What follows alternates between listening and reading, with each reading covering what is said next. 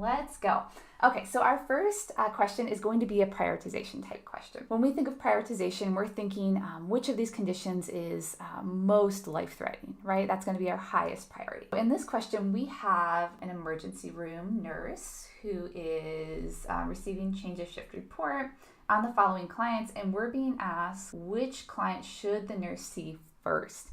We're going to be looking for who, right? The client who is at most imminent risk for a life-threatening concern. To remind ourselves of how we're going to prioritize these clients, let's take a look at our handy prioritization cheat sheet. And you can find this on NCLEX Bootcamp on our live site as well. It's just a really helpful tool to kind of figure out who we need to see first. I always like to start over here on the left and work my way over.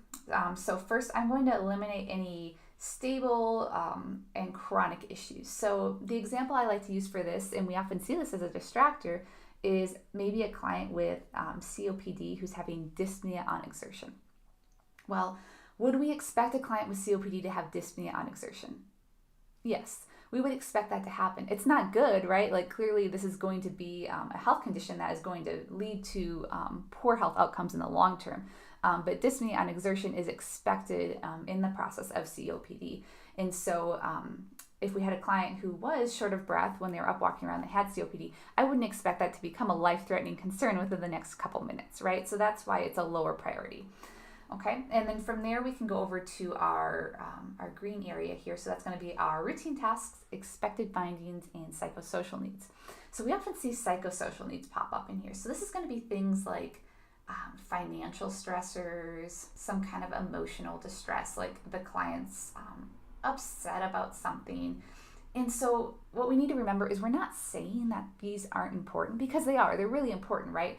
But they're just not going to cause imminent life-threatening things to happen within the next few minutes, right? So if a client can't afford their medications, we have time to address that, right? It's not going to be fatal within the next couple of minutes. So that's why it's going to be a lower priority. And then from there, we move into our yellow zone, which is going to be our neurological disability, circulation, and breathing.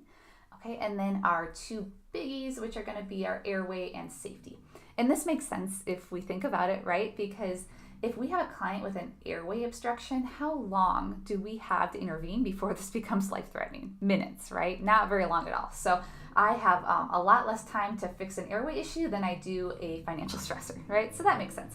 And then any safety issues, so anything that's causing an imminent life-threatening risk to the client. So say they have suicidal ideation with a plan and access, and they plan to act on it right away, right? That's an imminent safety concern, okay? So with that in mind, let's go back to our question. And now that we've kind of got our prioritization pyramid in our head, let's take a look at our answer options and see if we can figure this out. Okay, so our first option is a 7-year-old who fell out of a tree and is cradling a discolored and swollen arm. What do we think might be happening here?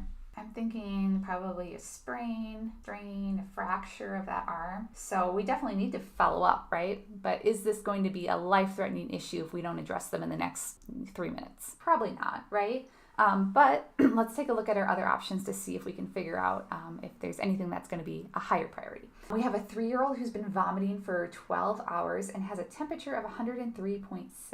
That's definitely concerning. I'm more concerned about this 3-year-old than I am about this 7-year-old, so I'm going to rule that one out. Because I'm concerned about they're vomiting, they have a temperature. What are you guys worried about? I'm worried about dehydration, which could easily become a circulatory issue or a circulation issue. Right now, number 2 is my highest concern, but let's go down to number 3 and see what we have here.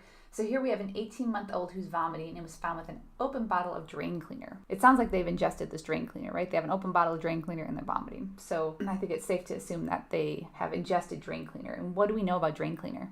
So we're going to have a lot of tissue damage. And so if they swallowed this into their esophagus, what's right next to their esophagus? Their airway, right? So now we have a corrosive substance that's causing tissue damage and swelling right next to their airway. I'm pretty concerned right now about an airway obstruction. If they have swelling and edema around this airway issue and it's closing off their airway, how long do we have to intervene? A couple minutes, right, at the most. I am more concerned now about number 3 than I am number 2 because remember, airway issues are going to come ahead of circulation issues, okay?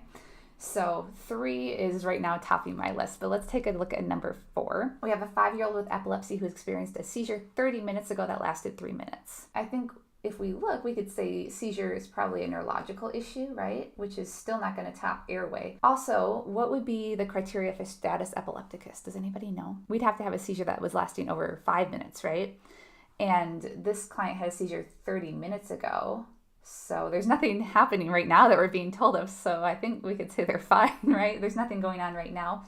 Nothing to make us think that there's an imminent risk going on, right? Yeah, so I see a lot of you are thinking number 3 is going to be our highest priority, right? Because we are worried about airway issues with number 3. And I also agree. So should we see if we're right? Yes, we are.